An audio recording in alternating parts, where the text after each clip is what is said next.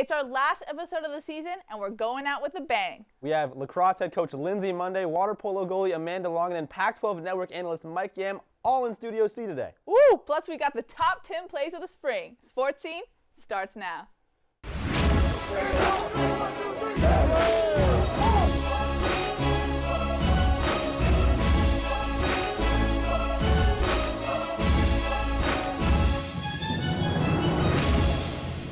It feels amazing. This is something that we never really expected would ever happen, and we're the type of team that takes it one game at a time, so we were never really looking forward to like a goal of being undefeated, but to be here now, it just feels amazing.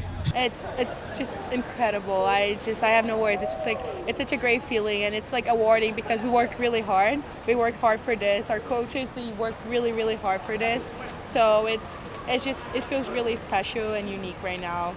Those ladies are fired up after going undefeated, and we are fired up for our last show of the semester. Welcome to the Annenberg Media Center. I'm Jackson Safon. And I'm Keely Eure. Both USC women's lacrosse and water polo have their sights set on the championship after dominating the regular season. The programs are coming off a historic weekend as both finished their season without a loss. Let's start with water polo. This is just the third time in the historic program's history that they've gone undefeated. One of the other times was back in 2004 when they won the national championship. But this year's team has their eyes set on another title, but first, they play in the MPSF Conference Tournament starting this weekend.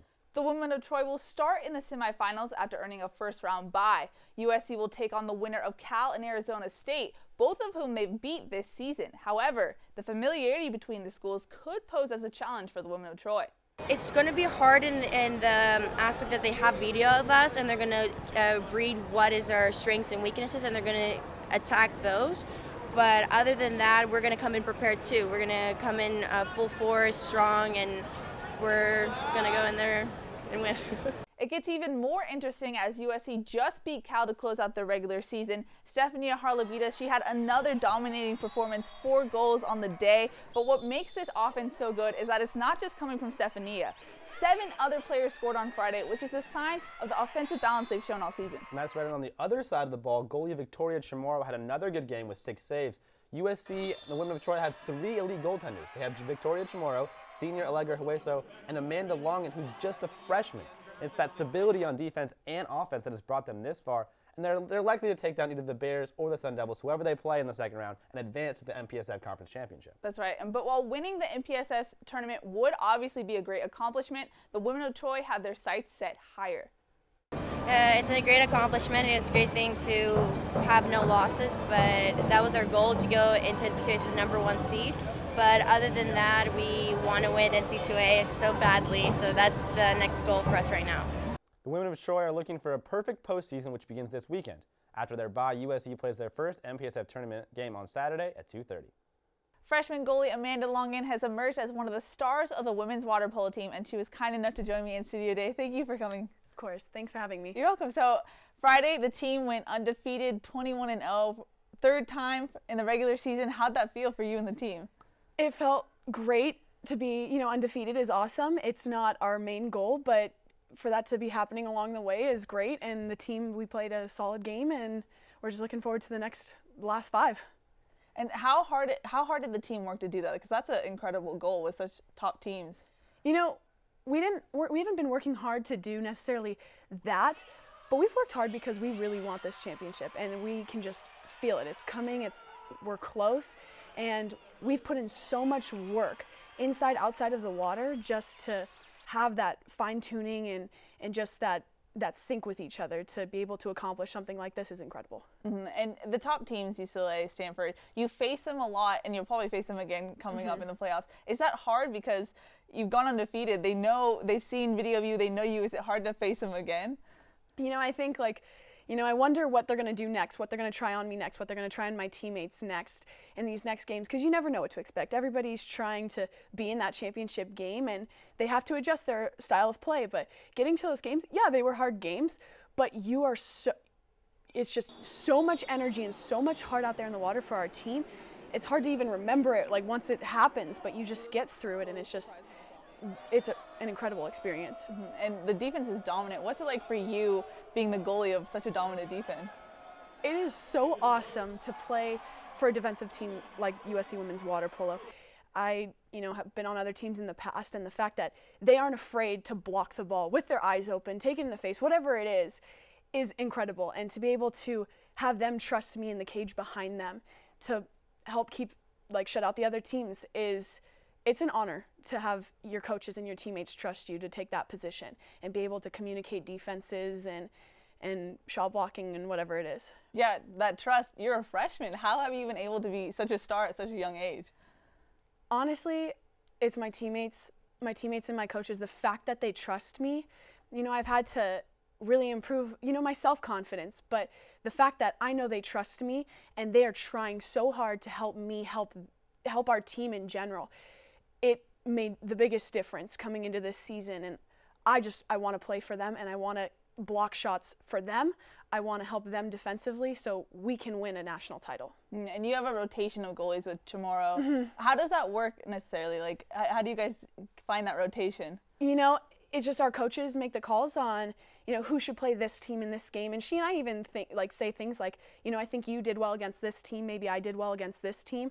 And it's just working with her is incredible. She's super sweet, super talented, and we push each other and we encourage each other. And it makes the biggest difference when you can get along and you can share time because, she'll get to test out a certain team, or she'll get to, give me advice on a certain team she played if I have to play them next, and like vice versa. But it's incredible being able to work with her and have her encourage me and me encourage her. Mm-hmm. And I've seen you play with so much emotion. It almost looks like it's like you have to contain it. What is it? What's going through your mind when you're playing out there? Honestly, yeah, you have to think about your defenses and how that works and incorporate what you do in practice into the game. But when I came into those big games like UCLA and Stanford, I was so I was nervous, that's part of it, but I wasn't scared. I was just ready to, take down these teams for my teammates. And there's so much energy going on, and you've seen me, it gets a little crazy, and I just start kind of screaming what I need, what I want, and my teammates, all of us. And there's just so much heart out there. It's hard to contain it, but sometimes I don't even remember what I just did. I just know that my job is to block the ball and try and feed the offense with a good fast break pass or whatever it is. And I'm still working on all those things, but it's the fact that, I'm in this big game. I'm ready to stop these teams. I want to stop these teams, but I have a lot more work to do, but it's just the emotion behind there helps me so much to be able to vent that out when I'm playing. Mm-hmm. And you're heading into the playoffs. What do you think the team needs to do to get to that top national championship? It's about fine-tuning right now and really just pushing each other at practice. And we play with so much energy and so much heart. There's no question there. Our chemistry with each other is phenomenal. So it's fine-tuning, maybe more our offense, because I think our defense is a really solid part of our game. But just both ends, offense and defense, not being able to block, field block, shot block, or goalie blocks the shot with their face or whatever it is, just making sure you make the saves. And then when you go into offense, patience, balance, and just reading things out. That's going to be, when it comes down to it, it's going to be fine-tuning these little details during practice. And we really got to push it these last 3 weeks. Yeah. All right. Well, thank you so much for joining me today. Thanks for having me. Really appreciate it. The women of Troy hope to keep their perfect season alive starting this Saturday in the Bay Area. For more on Undefeated seasons, let's head over to Alexa with social media. People from all across California and the country are taking to social media to share their excitement about not one, but 2 undefeated seasons.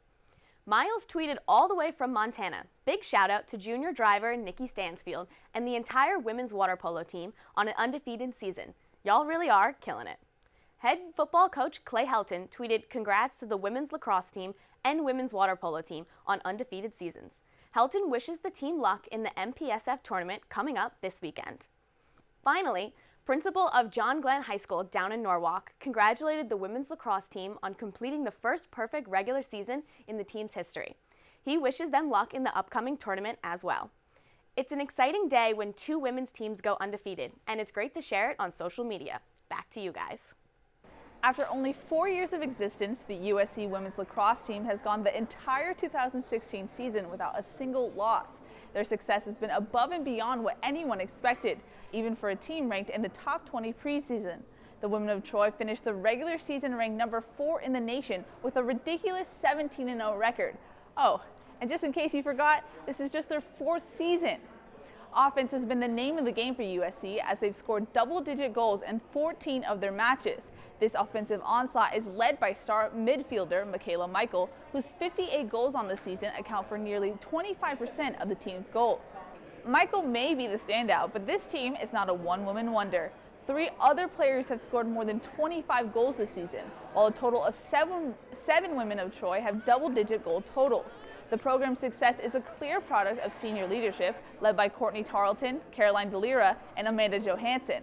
This group of 14 seniors took a leap of faith as they took this program literally from the bottom to the top. I mean, it feels great. Like sometimes in the beginning, like you question if it's like worth it to start a program because it is so hard, but just seeing our team come together today and just look out and see all of the seniors on the field together, it just felt so good. The next step for the women of Troy is the MPSF tournament starting this weekend. USC has a first-round bye, taking on the winner of UC Davis and Denver, both of whom they've already faced this year. The Trojans beat Davis to close out their perfect season Sunday and hope to continue that streak alive, even past the MPSF tournament. We're really excited for the MPSF tournament next weekend. We've never actually won the tournament or regular season, so the fact that we got this regular season win, we're really excited to go into the MPSF tournament, hopefully come out with a win there too. And then NCAAs, we really think we can make a run this year, so we're really excited. But for more on the women's lacrosse team, let's send it over to Jackson, who's with someone who knows a little bit more about the team. The USC women's lacrosse team is gearing up for a postseason run in just its 4th year as a program. I'm now joined by the head coach who made it all happen, Lindsay Munday. Thanks for joining me, Coach. Thanks for having me. So you were handpicked 4 years ago to be the head coach of USC, and now just 4 years later, your team is a title contender. What was that process like for you? It's been a crazy journey, but I'm just so thankful to be here at USC. It starts with the university. I mean, it's easy to recruit kids here. It's easy, it's easy to get staff on board, but the biggest thing is we were just looking for players that would buy in, that would believe in, doing this in such a short time. We had a vision as a staff that we could be successful, that we could compete at the highest level, but we needed the players to buy in, and it's not easy in the early stages. There's going to be bumps in the road. It's going to be really hard, but, the payout is so much greater when it's hard in the beginning, and I think this year especially has been, just really, really special. We have such a great senior class that has been in it from day one, have gone through all of the ups and downs, and then, to see it end on senior day, the regular season the way it did, we're just so proud of the girls and really want to do everything we can to make, this postseason run really special. So you mentioned recruiting was easy in Southern California, but you had no historical program to reference, and lacrosse is historically an East Coast sport. So what was that recruiting process like, getting in that first wave, you got a lot of elite talents like Courtney and Michaela and a lot of great players like that. So yeah, I mean, I think USC is a special place. It's one of the rare universities that can combine athletics at such a high level, but academics as well. For women's lacrosse, we don't have a professional league afterwards. Well, now we do. We're getting there, but we need to set our girls up for success in the classroom, and USC is one of those rare universities that has both at such a high level. So we really sold USC, the university, the location, and then I think it was appealing for girls that they could come in right away and be part of something from the beginning and not have to necessarily buy their time early. They could make an impact right away. And, we were really looking for leaders, Courtney and Amanda and Kelsey Dreyer and some of these seniors, they wanted to be leaders right away. And not everyone wants that. Not everyone wants that pressure that it takes to kind of take a team on your back and to go through the growing pains. But these players did. They wanted that sort of challenge. And I think, they really took accountability of themselves to sort of lead one another and lead themselves. And so it's a special type of person that can do that, which is why the senior class is such a great group. So you obviously have such a close bond with them as you guys both started the program together. So how emotional was senior day for you on Sunday? Oh my gosh, I don't think I can talk about it anymore. I think I let all the emotions out over the weekend. I mean, it was really hard. It was something that I know Devin Wills and I had been sort of dreading for 4 years, just because it's been so special. There's been so much. It's been hard. It's been fun. It's been frustrating. I mean, it's been all of the range of emotions, but this group stuck it through, and they really bought in, and they've really done everything that we've asked of them, and they've grown up so much. So to see them, to remember the times when they were this, wide-eyed group of freshmen and, having no idea where the buildings were on campus and, what they could do or what they couldn't do, to now being leaders. And I mean, it's just been so special. So this weekend was tough, but honestly, it was something that I think none of us will really ever forget. So before you came to USC, you were at Northwestern. You won 2 championships there as a player, 3 as an assistant coach. So what was it like going to Evanston this year and beating your alma mater in your 4th season as a head coach here? Yeah, honestly, just for the girls, I think, because we've played Northwestern, each of the 4 years, we started out playing them our very first game in the Coliseum.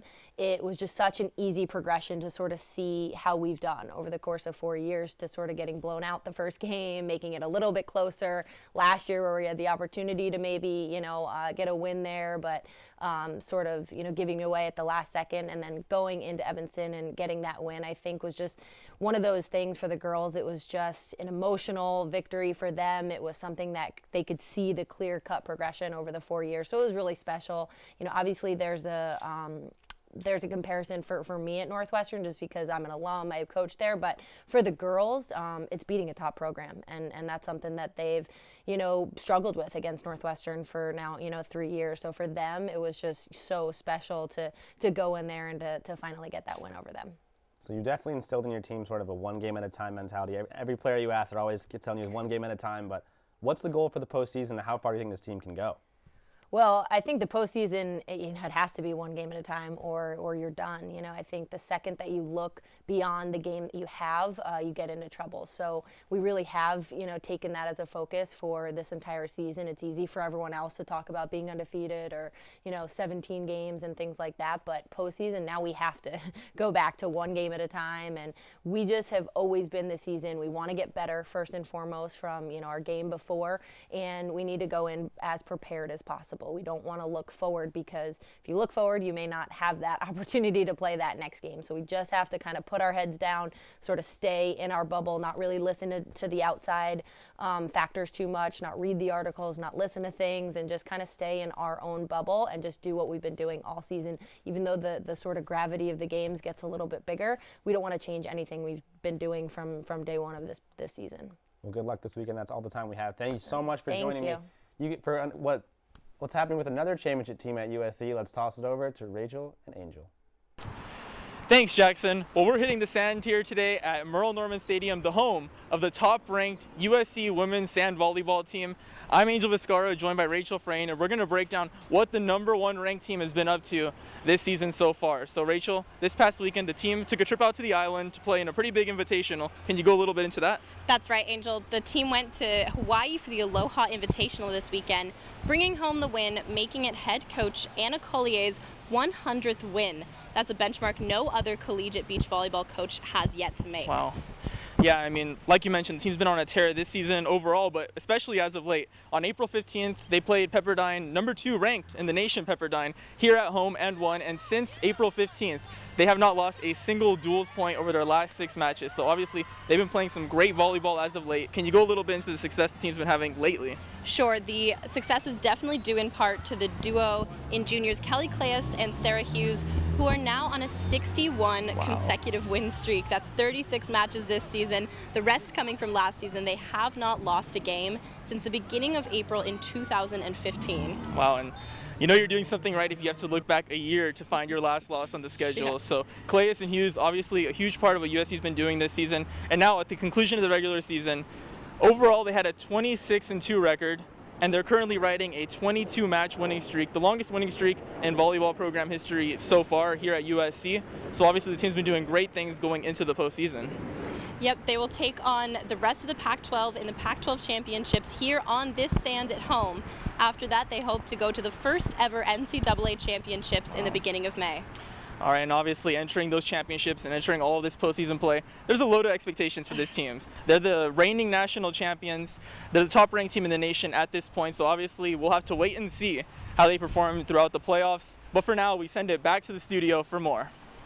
Football season never stops, and the NFL draft is right around the corner. USC has some NFL hopefuls, And to look where these players are expected to go, we brought in Pac-12 Network host Mike Gam. Mike, thanks for joining me. Absolutely. You're right. The season is never over because we're always talking football no matter what. Especially at USC, the news never stops. Yes, because there's usually some pretty talented players that are rocking the USC uniforms. Well, speaking of talent, let's start at the top. Sua Cravens, junior linebacker. He's going to linebacker safety hybrid. Where do you expect him to go this year? You know, it's funny because you mentioned that hybrid description for Sua Cravens, which is really accurate. We've seen him play, obviously, at the linebacker spot, also at the safety spot. The measurables, some people consistently will call him a little bit of a tweener there. I think he finds a home in terms of an NFL scheme in that 4-3. You're probably talking about him as an outside linebacker. He's a 3-4 defense, more or less a strong safety, but I think the versatility is something that's going to be really appealing for a lot of NFL teams. That's one of the things that they're going to key in on. So at least in my mind, Sua Cravens, I think you got the range at 1 through 3, which I think is fair. I think first round it'd be really on that cusp of the second round, but I think more than likely you'll see him on round number 2. He definitely seems to be that sort of Cam Chancellor, for Buchanan safety hybrid role. And we saw Deion Buchanan a couple years ago at Washington State, a vicious hitter. But I think the one key component, at least when you try to analyze Sua Cravens, the instincts on the football field. If he goes to a place that allows him to sort of roam, to me, that strong safety spot, I think, really fits into his skill set specifically. But you're right, that Deion Buchanan comparison to me is a really good one.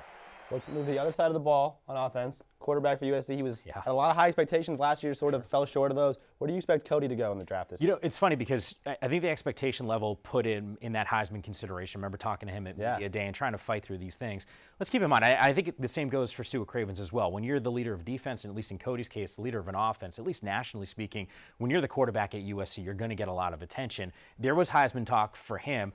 I think when you look at the measurables, you look at maybe the win-loss total, that will say one part of the story, but I think the true narrative is really his leadership ability, right? What was he able to do on the football field to go through numerous coaching changes, Lane Kiffin, Ed O, Clay Helton, back to Clay Helton, Sark in between, to be the guy that was the focal point of all that attention and really manage things as well as he did, I think is a notch in his belt for NFL teams that are sort of evaluating him. And then you think about all the great quarterbacks that used to wear a USC uniform and really thrived, Heisman winners, a guy like Matt Leinart, guys who've had success obviously at the NFL level. Carson Palmer comes to mind, Mark Sanchez, another guy. Cody's numbers, I mean, completion percentage higher than anyone that's ever played the quarterback spot at USC. That speaks volumes. And the guy doesn't turn the ball over. Interception rate was fairly low. If I'm not mistaken, it was probably the best interception rate for any USC quarterback. So in my mind, I think there's a lot of things that Cody Kessler can do on an NFL team. In terms of where he's projected to go, you have him as a 5th or 6th. I think that's fair.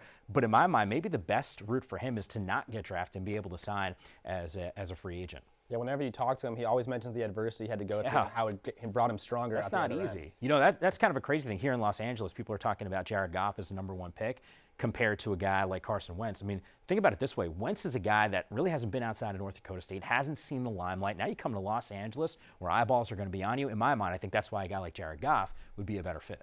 Exactly. And for our third player, let's take a look at Antoine Woods, big defensive tackle, monster in the middle, sort of anchored that defensive line for USC.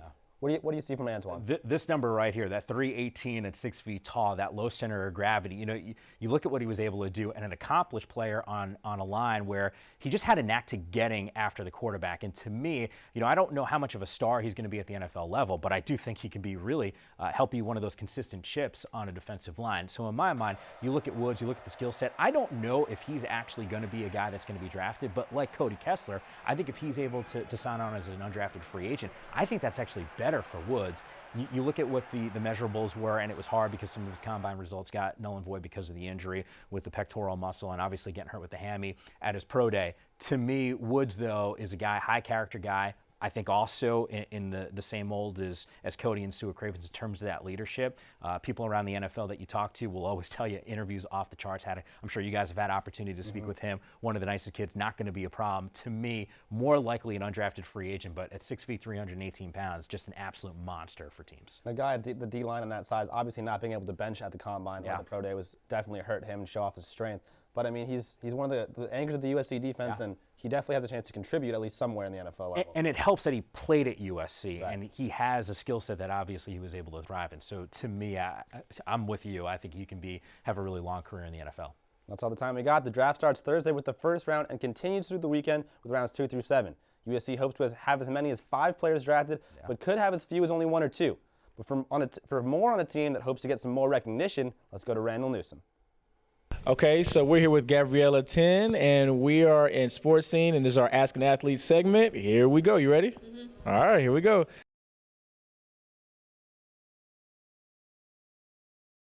Favorite current pro golfer? Jason Day. Favorite sports movie? Talladega Nights. If you weren't playing golf, what would you be doing? Maybe an actress. Okay. What's something we don't know about Rancho Cucamonga? Every year we have a grape stomping festival. Okay. Favorite home cooked meal? I would say salmon and, some vegetables, and home cooked by my mom. And Facebook, Twitter, or Instagram? That would be Instagram. Oh, you like selfies? Mm-hmm. No selfies. No selfies. Favorite breakfast food? That would be eggs and avocado. Favorite female athlete?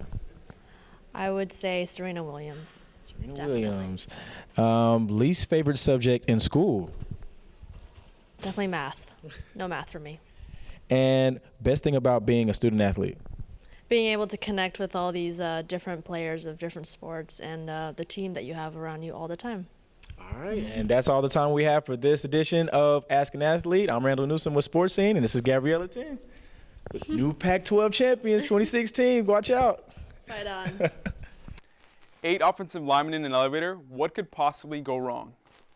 Banner, USC, checking in. We're stuck on the elevator. Oh, my God. 8 O-linemen. Why did you have to say Zach Banner? We're screwed. Help us. The O-linemen were on their way back from dinner with Coach Neil Calloway when the elevator, which claimed to be able to hold 2,500 pounds, got stopped. Zach can tell you the rest of the story. It's so hot. Yeah, but if I die, out this elevator. all the stuff in my room. How long have we been in here? Like 30 minutes? 45? I love you guys. Nah, everybody. Let's get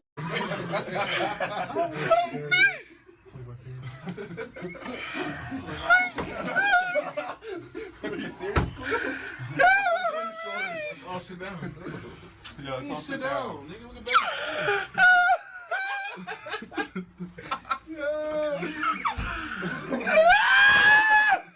Someone just farted, and our top 2 suspects, Toa Lobanon, Jordan Austin, help me. That's 2. And that guy. It's the elevator rap. It's the elevator rap. It's the elevator rap. This the elevator rap. Flatbacks and Cadillacs. Flatbacks and Cadillacs. Flatbacks and Cadillacs. Flatbacks and Cadillacs. It's the elevator rap. This the elevator rap. It's the elevator rap. This the elevator rap. Flatbacks and Cadillacs. What? Flatbacks and Cadillacs. Yeah. We in USC, yeah, we doing it. Yeah. Elevator rap, we doing it. Oh. We out here and we so hot. Oh, wow. Elevator just. What? Shut up. What? I love you. A lot? My phone's on 2%. This is probably my last message. Shut up. Seatbelts on, bro. They're telling us to get out. Couple more hours? Are you serious? No. Oh. that was a good one. Of course, Zach ended up making appearances on ESPN, Pac-12 networks following this incident. Let's just hope that next time these guys check at least the weight limit. USC has crazy talented top teams, so we decided to bring you the crazy top 10 plays from this spring season. Let's start with number 10, Jake Olson, getting his first snap for USC in real live game action. The blind long snapper was added to the team in the fall. He got his first real action in the spring game for USC this season. Congrats to Jake Olson. On to number 9 in the pool on Friday against Cal to close out the regular season. Sophomore goalie Victoria Chamorro says no and gets the save. They went on to win and close out their season 21-0. How about number 8? We're going to go to McAllister Field. Michaela Michael, star for USC, wheeling and dealing with a bounce goal. Oh my goodness, as she's knocked to the ground. Let's take a look at that one more time. Michaela Michael, she's a whirling dervish in there. Beats 4, count 'em, Oregon defenders for the crazy goal. What a goal and what a season for Michaela Michael. Over to the Galen Center for number 7 against rival UCLA. Jordan McGoffin, I think he knows where the ball's going. In his hands, he takes it down to the court, throws it up, and Elijah Stewart brings the pain. That's a great alley-oop dunk right there. Great lob as well. Number 6, back to the pool. Stephanie Harley-Vidia, she's lining up this shot. And Keely, where does Mama hide the thin mints? On the top shelf. What a snipe, upper V. Shout out to Bucci Mane on that one. What a goal from Stephanie Harley-Vidia. The number 5 5 is the key one. Count it. 1, 2, that's 3, 4, and 5. 5 home runs at Dado Field. It was a home run party, the most home runs in a single game since 2006. They went on to get the win. Over to number 4, let's go back to the Galen Center. McLaughlin with another steal. He advances the ball up to Julian Jacobs, and he throws it down. He brings the hammer. The uber athletic guard with a monster slam over the rivals UCLA. Great win in the Galen Center for USC. I take you that play and raise you this one. Julian Jacobs bounce passes it to Jordan McLaughlin. Jordan McLaughlin in the air passes it to Benny, and Benny, he wants a 3. But hold on, Jackson. We gotta look at that again. Let's rewind it. Okay, look at this. So yeah, of course Jordan McLaughlin, great pass. Of course, Benny, he gets the 3. Look at Jordan at the bottom. He knows it's going in. That's nice. That's a nice pass. Let's go to number 2. Over for the lacrosse team. Cynthia Delcourt, crazy goal the last second. 18 seconds to go to get a win over Colorado in Boulder to keep their perfect season alive. What a crazy finish for USC. Number 1 from the season. Adalberto Carrillo, he gets the stop. He fires it to first. AJ Ramirez digs it out and gets the out. What a dig by AJ and a stop by Carrillo. I mean, those were some amazing plays by some supremely talented student athletes here at USC. But now I think it's time to look at some of the not so top plays from the student journalists behind the sports scene. Sunday, not only did this mark the end of the regular season, but Sorry. Look at this. My dress has a green outline. Now let's toss it over to Ty. Scratch that hair. Scratch that hair. I just don't like publicly exposing the fact that I'm doing broadcast work. I'm a print major, okay? Guys, I'm a print major, so cut me some slack. Am I supposed to be able to read that? Max Brown and Sam Darnell. Sophomore Sam Darnell. It's Darnold. Darnold. What was I saying? Darnold. Oh. With that dub, the Trojans moved to 18-5 on this. Brutal. Brutal. Had a protein shake and a banana. Probably shouldn't drink protein shakes because I don't work out enough, so it's going to probably lead to body fat in the next few weeks. But anyways. Former quarterback Matt Leinart. I'm so sorry, Leinart. The game is Saturday. Props to Julian. Props to Julian for a great win. Oh! Oh my God! Oh my goodness! Those are some pretty great bloopers. That's why we're student journalists. We're not the pros yet. But as you can see, a lot goes on to put on this show, and we have a lot of people to thank. Big shout out to our director, Avi Flaxer, our supervisor, Stacy Shoulder, and our other supervisor, Tom. He's pretty great. But special shout out to Rachel Cohn, our senior on the show, one of the original founding members of Sports Scene. Rachel Cohn, we're going to miss you. We love you. That's all we got for the whole year. That's crazy. Make sure to like us on Facebook, follow us on Twitter at SportsSceneUSC. Check us out online at uscannenbergmedia.com, and we'll see you in the fall.